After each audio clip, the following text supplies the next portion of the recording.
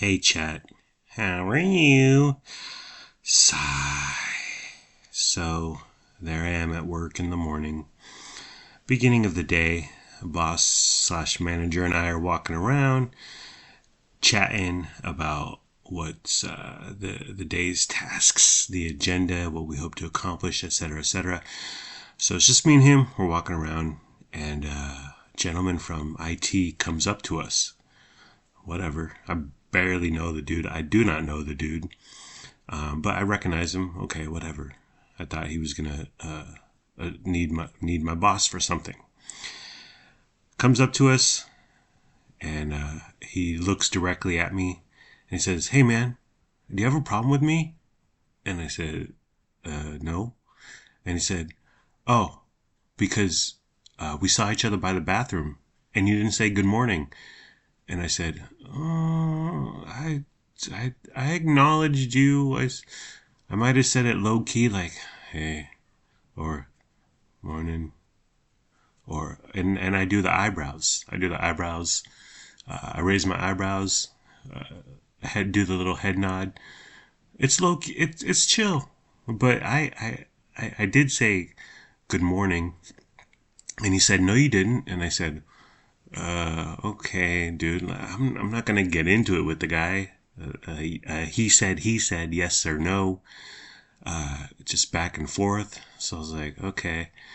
And then my boss jumps in. He's like, "Oh, everyone likes Vince. No one has a problem with Vince. He's cool."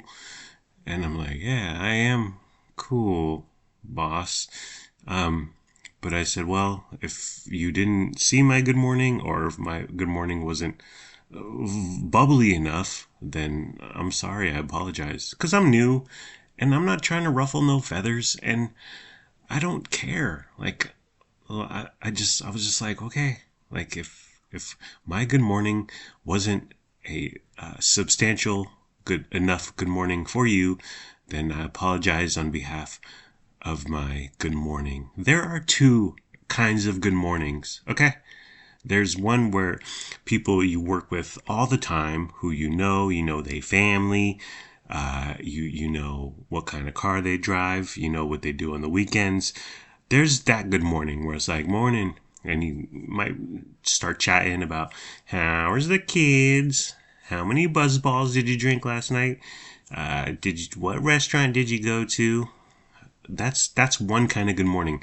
The other kind of good morning is just like, I know your presence.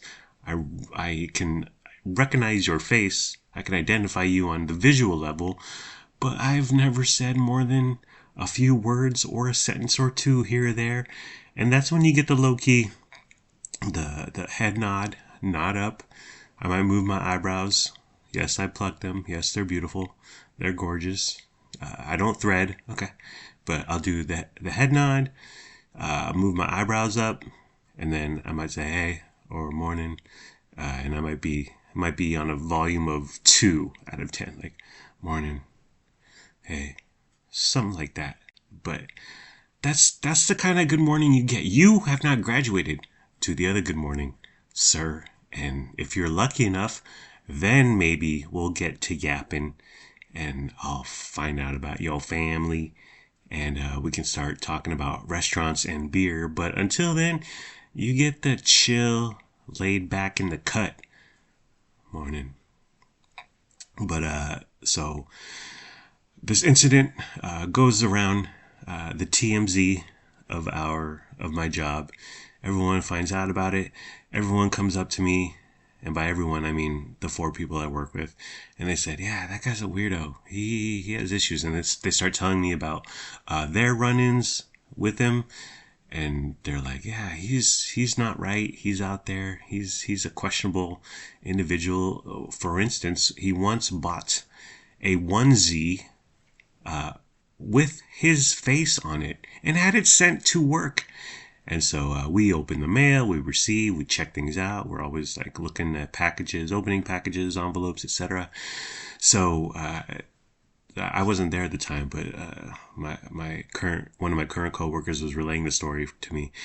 Got it. So we got an Amazon box and his name. Open it. because you got to find out what it is. Does it go? Where does it go? Who is it for? Blah blah blah. And he said, yeah, it was a onesie with a giant picture of his face on it. Weirdo. But anyways, so that was that. But now I've made it into a joke because I'm a pleasant, likable fella. And I say good morning. I go out of my way to say good morning. If it's the afternoon, I say good afternoon. And actually, the other day, I needed him. IT stuff. My login was locked and whatnot.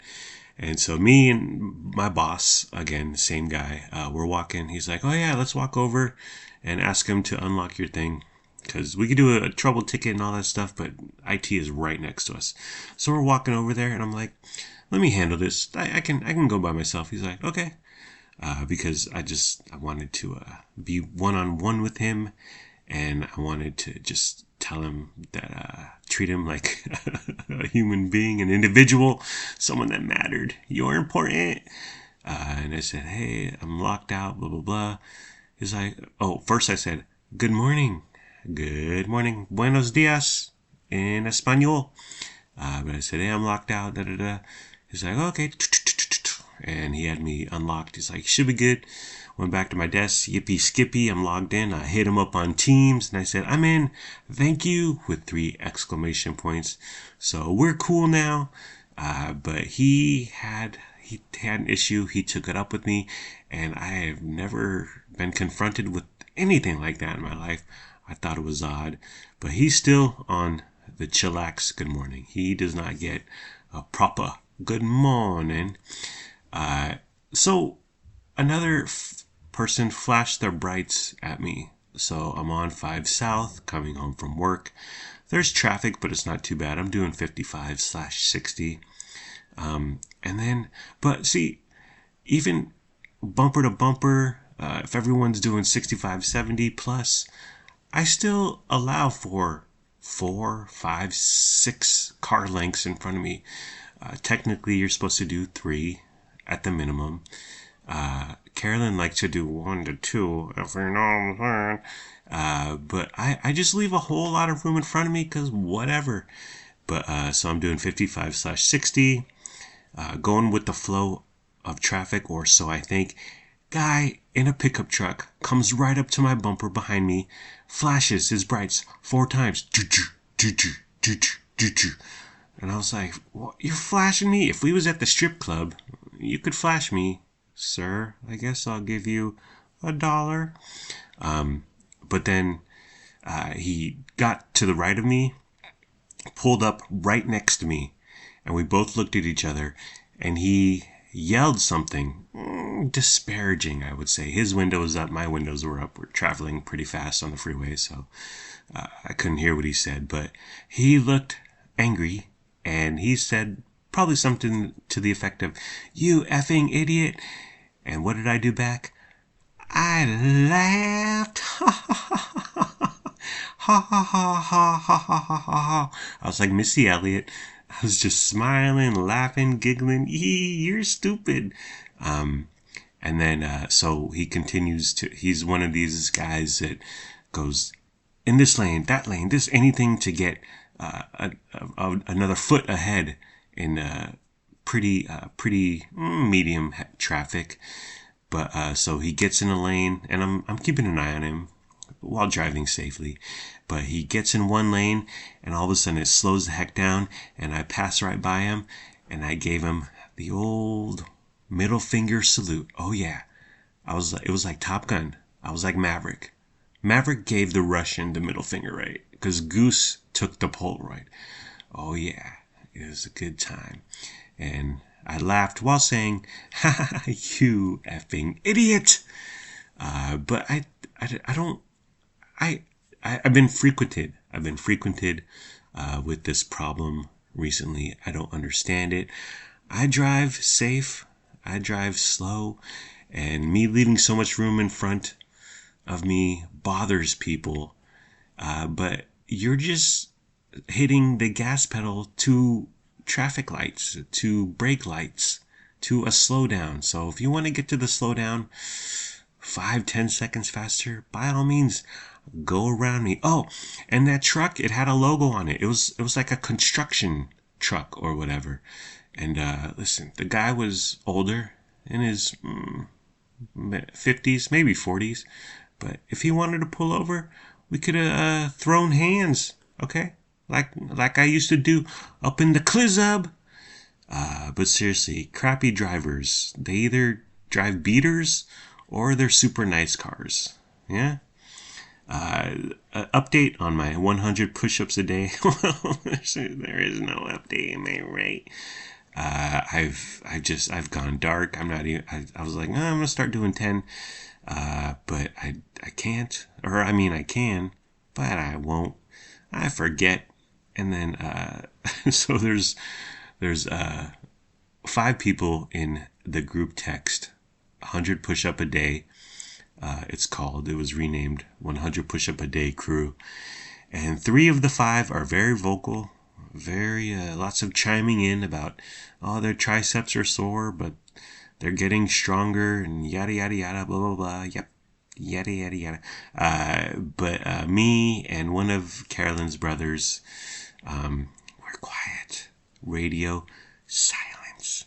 Because we're not doing the push-ups. And so I want to leave, but I don't want to leave. I think that's rude if I see myself out. Should I say anything? Like, you know what, you guys, you have at it. Maybe me and Carolyn's brother, who is not participating, should organize a boycott or a protest, or let's leave en masse. I don't know. I'm not sure. I watched Carry On. This is Taron Egerton with Jason Bateman. Isn't it weird that they're related? Mallory from Family Ties. Okay. Jason Bateman is the villain. And to let you know he's the villain, he wears a black baseball cap. Very menacing. But it's just like, when they finally reveal him, it's not too late in the movie, but they take some time to show his face. When they finally reveal him, and I knew it was coming, I was like, Jason Bateman, the guy from the Hogan family. That's your bad guy. That's your evil guy. That's your mean guy. Okay. Whatever. It's just, it was fine. I watched the whole thing. It was about 2 hours. Mildly entertaining, I guess. It's bad, but it wasn't too bad. But the gal, Taron Egerton's girlfriend, is the gal from Descendants 2, the chillin' like a villain lady. Nice to see her getting work. No one else from Descendants is doing any steady work. That was their claim to fame, and they have gone nowhere since. Grandma Tien was at Ralph's and found a large-sized ham for $2.63 because it was close to expiration. How close to expiration? 9 days. 9 days away. And they marked it down to $2.63. It was a sizable ham. It was a nice, large ham. But like a grocery outlet bargain market, the gross out, if you will, they sell things that are about to expire, that have expired, without shame. And it's fine. But 9 days in a normal supermarket, 9 days away, expiration coming up, $2.63. Wow, what a bargain. So Lennox bought this Persona. It's a video game. Persona 3, and it cost $60, and he paid for it himself, and it's online now. Everything's through the internet. It's just a bunch of ones and zeros. So I was thinking, when I was a young man, video games were tangible. It was something you could hold and touch, and there was a manufacturing plant. And this plant would produce compact discs or digital video discs, DVDs of video games. And then it would package it up and ship it to a store via a truck. For instance, GameStop. And there was an employee at GameStop who sold these video games. And it's still the same, but it cost $60 back in the day. 50 to 60 bucks. But Persona, for instance, Persona 3, it's cost $60, but what about the manufacturing plant? What about the packaging? What about the trucks and the brick and mortar stores? Video games should go down in price accordingly, since you cut all those costs out of the middleman, and you're just going from some server to Linux's Xbox. I don't get it. You know who's getting that money? The fat cats, such as Jeff Bezos and Mark Zuckerberg. Alrighty, well that's it. Take care. Brush your hair. Peace out. See ya.